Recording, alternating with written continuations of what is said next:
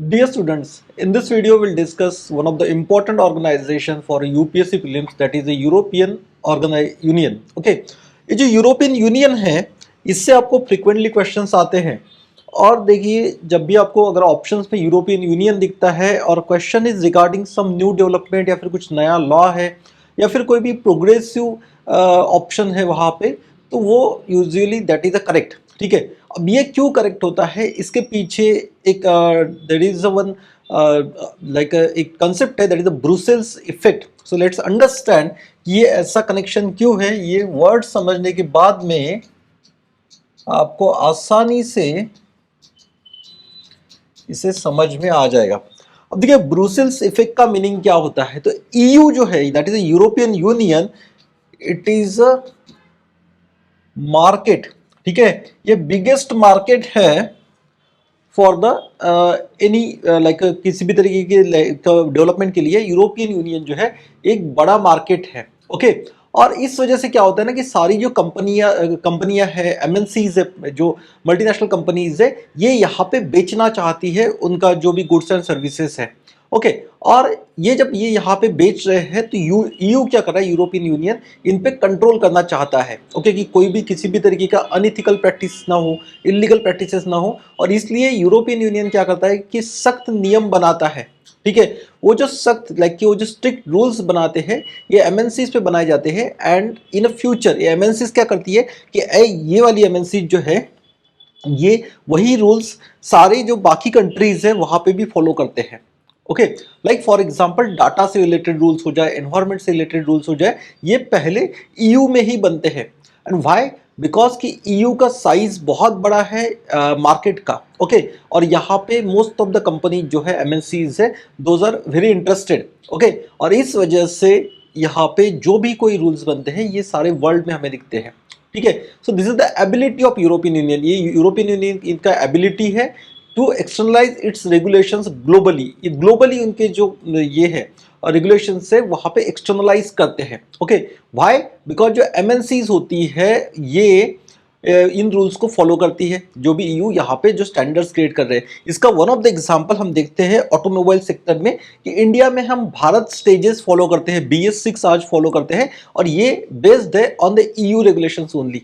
ठीक है, ईयू के जो ये है वही से ये बेस्ड है। इसी तरीके से हमने देखा है अबाउट द डिजिटल राइट्स है, देन क्लाइमेट एनवायरनमेंट से रिलेटेड जो है, देन कंज्यूमर प्रोटेक्शन है। ओके, कंज्यूमर प्रोटेक्शन है, कंपटीशन पॉलिसी है, ये सारे जो है it is link to the Brussels effect only. जैसे हमने ये जो डिजिटल राइट्स है या फिर डाटा प्रोटेक्शन है, इसी से रिलेटेड जो है दैट इज अ GDPR। ठीक है, GDPR जो था 2016-2018 में, ये इंस्पायर्ड था जो इंडिया का जो एक्ट है DP एक्ट के लिए। ठीक है, ब्राजील्स के एक्ट है, यहाँ पे इसको इन्फ्लुएंस किया है। इसी तरीके से क्लाइमेट एनवायरनमेंट है, like carbon border adjustment mechanism है, इसका भी लिंक आपको EU में ही दिखेगा। देन इसके अलावा जो नेचुरल रिस्टोरेशन लॉस है, that's also originated from the EU only. इसी तरीके से बहुत सारे लाइक एंटी ट्रस्ट फाइन्स लगाए गए थे, एंटी ट्रस्ट फाइन्स लगाए गए थे ऑन द जो गूगल है, एप्पल है, मेटा है। तो ये भी कहाँ से लिंक्ड है, it is also link to the EU only. इसी तरीके से राइट टू रिपेयर लॉज है, इट इज ऑल्सो कि कहाँ पे ओरिजिन है, origin is in the EU, European Union. ठीक है, अब देखिए इसके अलावा भी हम देखते हैं कि बहुत सारे लॉज है जो प्रोग्रेसिव लॉज है वो लिंक्ड है टू द EU। और ये क्यों है, तो इन सब चीजों को कहा जाता है ब्रुसेल्स इफेक्ट। ओके, सो अगर आपको एग्जाम में क्वेश्चन आता है रिगार्डिंग एनी लॉ कि जो प्रोग्रेसिव है या फिर कोई नया डेवलपमेंट है, तो चांसेस है अच्छे खासे कि अगर European Union is the option, तो ये दैट इज करेक्ट। आगे देखते हैं किस तरीके से। This was the question asked in 2025। Question था, which organisation has enacted the nature restoration law NRL to tackle the climate change and the biodiversity loss? So simply the answer is A, that is the European Union. अब देखिए यहाँ पे और एक click बताता हूँ मैं। द फर्स्ट क्लिक बताता हूँ ना, ब्रुसेल्स इफेक्ट। अगर कोई प्रोग्रेसिव है, नेचर से रिलेटेड लॉ है, या फिर जो कंज्यूमर प्रोटेक्शन लॉ है, या फिर डाटा प्रोटेक्शन लॉज है, सो इसे आप यूरोपियन यूनियन से कनेक्ट कर सकते हो। दूसरी चीज देखिए, यहाँ पे European Union is the only legislative body.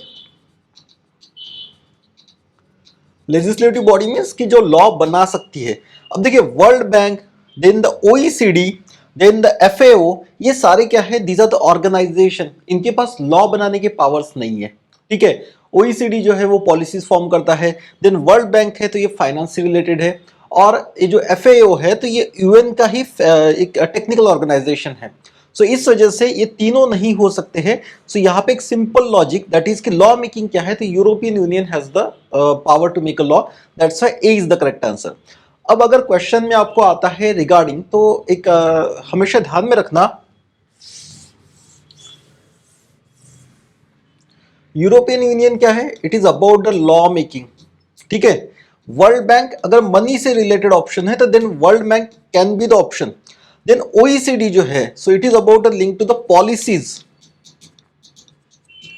Okay. तो ध्यान में रखना है हमें इस तरीके से, OECD policy, world bank money से रिलेटेड है, फाइनेंस से रिलेटेड है, and then European Union is about the law making, okay. Let's see the next one. Consider the following statement, 2024 का क्वेश्चन है, European parliament approved the net zero industry act recently, ठीक है। May be आपको पता है नहीं पता है, बट हम आगे देख सकते हैं कि स्टेटमेंट क्या है। So European Union intends to achieve a carbon neutrality by 2040 and therefore aims to develop all of its clean technology by that time.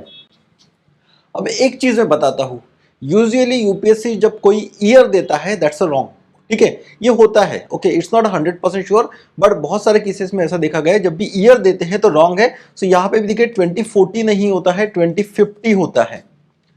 Then second चीज जो है यहां पे इंपॉर्टेंट, दैट इज क्या, आप देखिए, therefore aims to develop all its clean technology by that time. देखिए all, all means the extreme word. अब देखिए बाय दैट टाइम अगर ऑल यहाँ पे अचीव करना है, दैट्स ऑल्सो लाइक कि ये थोड़ा सा ना ये लगता है कि मन को नहीं, लाइक कि थोड़ा सा डिफिकल्ट लगता है, बिकॉज कि technological development is the continuous process, ये सारा हम तब अचीव कर लेंगे, वो थोड़ा डिफिकल्ट लगता है, बिकॉज आज भी हम देख रहे हैं कि बहुत सारी चीज़ों का डेवलपमेंट चल रहा है, लाइक कि फ्यूल सेल्स है, सोलर पैनल्स है, इन सब में रोज रिसर्च चल रहा है और ये आगे भी चलता रहेगा।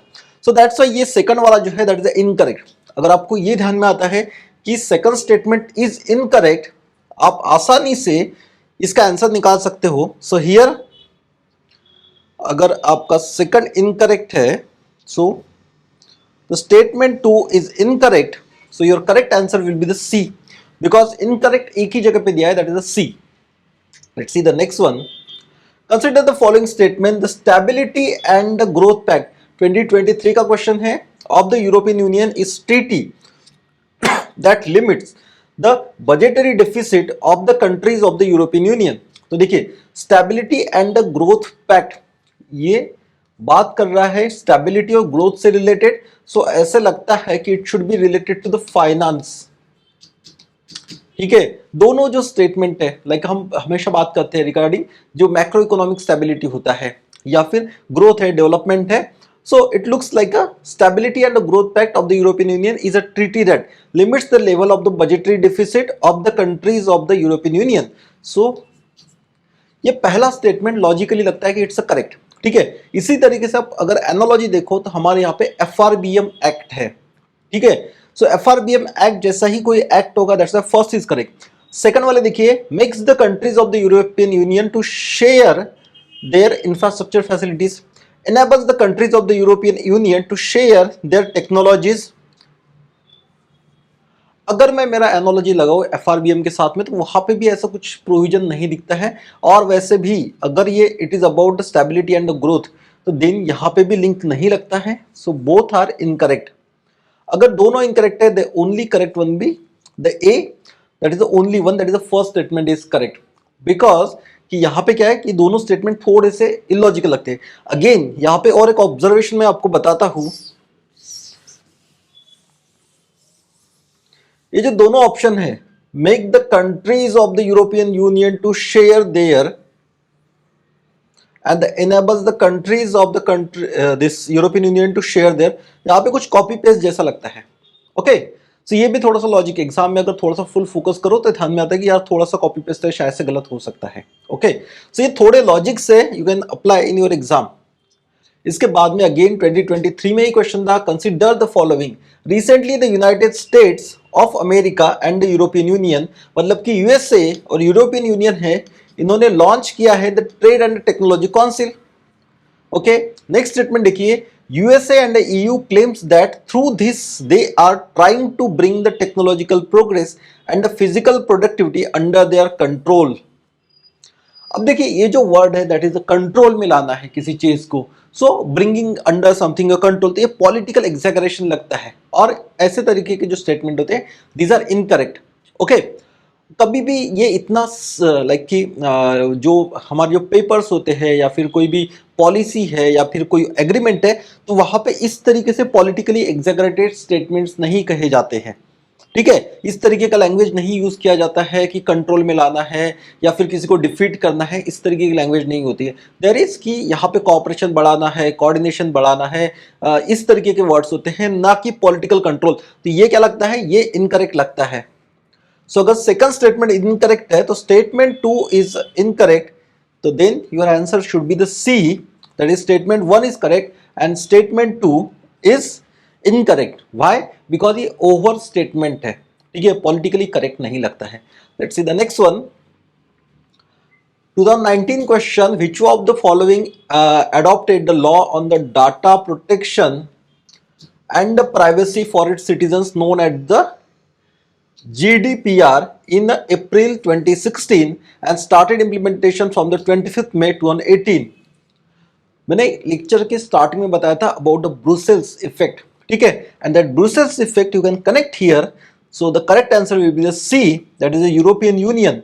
किसी भी प्रोग्रेसिव स्टेप को आप कनेक्ट कर सकते हो, पर्टिकुलरली कि जितना भी हमने देखा है कि कोई भी प्रोग्रेसिव चीज होती है, प्रोग्रेसिव लॉ आता है, so it is linked to the this European Union, particularly regarding the data, then जो privacy है, then it is linked to the this environment, so that's why यहाँ पे correct answer will be C, that is European Union।